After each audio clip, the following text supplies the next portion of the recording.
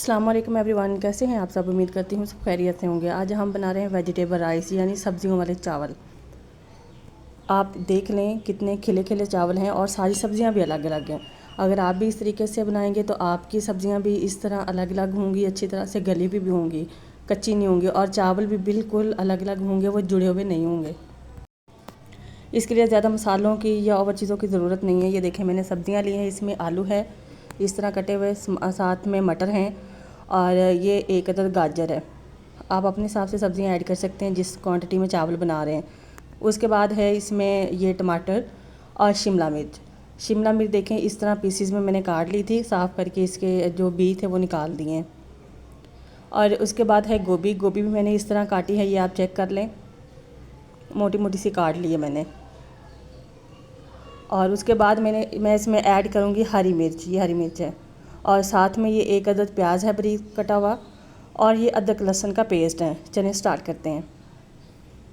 پتیلی میں آپ نے گھی، آئل یا جو بھی آپ یوز کر رہے ہیں اس کو ڈالنا ہے، اور اس کو آپ نے اچھی طرح سے گرم ہونے دینا ہے۔ گرم ہونے کے بعد آپ اس میں ایڈ کریں گے پیاز۔ یہ پیاز ہے جو باریک کٹا ہوا تھا ایک عدد، اور اس کو آپ نے لائٹ براؤن کرنا ہے، بہت زیادہ نہیں جلا لینا، اس طرح براؤن کر لینا ہے۔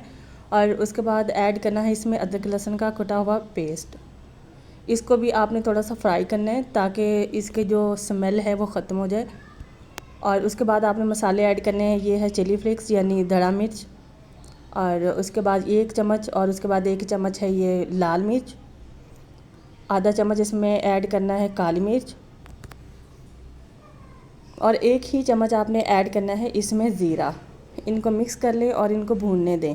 جب مسالے بھوننے کے بعد اس کی خوشبو آنا شروع ہو جائے گی اچھی طرح سے، اس طرح دیکھیں یہ بھون گیا ہے، اب اس میں سے خوشبو بہت اچھی آ رہی مسالے کی۔ اب ایڈ کریں گے نمک۔ نمک آپ نے حسب ذائقہ اپنی ضرورت کے حساب سے ایڈ کرنا ہے، اگر کم زیادہ جتنا بھی آپ استعمال کرتے ہیں۔ ان کو مکس کر لیں اچھی طرح اور 1-2 منٹ کے لیے دوبارہ بھونیں۔ اب اس میں ایڈ کریں گے سبزیاں جو کاٹ کے دھو کے رکھی ہوئی تھی، اور گوبھی۔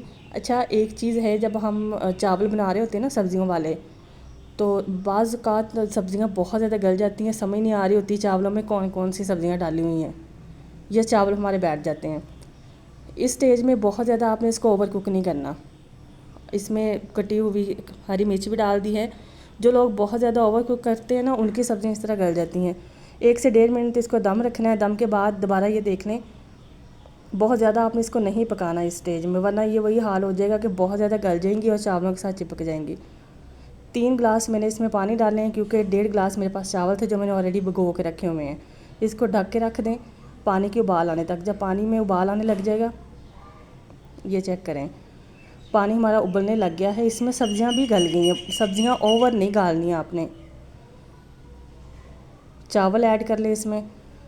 یہ میں نے پونے گھنٹہ پہلے بھگو کے رکھ دیا تھا، آپ بھی آدھا یا پونا گھنٹہ پہلے ان کو صاف کر کے بھگو کے رکھ لیں، اس طرح پانی بھی کم یوز ہوتا ہے اس میں۔ دوبارہ اس کو اب ڈھک دیں گے اور ان کو ابلنے دیں گے۔ جو تھوڑی بہت اگر کچی سبزی رہ بھی جائے گی وہ اس میں گل جاتی ہے۔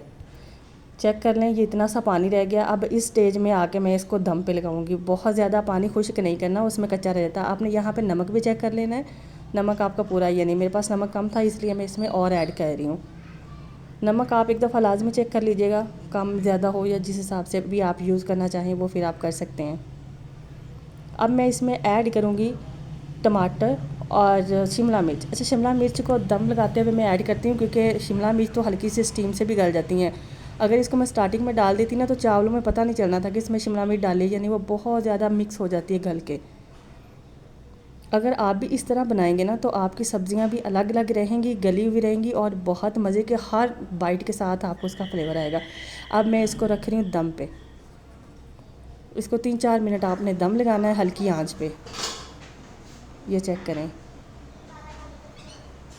سارے چاول الگ الگ ہیں، کوئی چاول جڑا ہوا نہیں ہے۔ سبزیاں آپ دیکھ لیں، ساری سبزیاں الگ الگ ہیں، کوئی سبزی کچی نہیں ہے۔ آپ کو ہر بائٹ میں فیل ہوگا کہ آپ کون کون سی سبزی کھا رہے ہیں۔ آپ بھی اسی طرح بنائیں گے تو آپ کے چاول بھی اسی طرح کھلے کھلے رہیں گے، اور سبزیاں بھی ساری اسی طرح الگ الگ نظر آئیں گی۔ یہ چیک کر لیں، کوئی چاول جڑا ہوا نہیں، سارے چاول الگ الگ ہیں۔ اس کو نکالتے ہیں اور کھاتے ہیں۔ میں اس کے ساتھ دہی والا بیگن کا رائتہ بنایا تھا، آپ کو جس کے ساتھ اچھے لگتے ہیں آپ بنا کے کھائیے گا، بہت مزے کے لگتے ہیں۔ ملتے ہیں انشاءاللہ نیکسٹ ویڈیو میں، تب تک اپنا خیال رکھیے گا، اللہ حافظ۔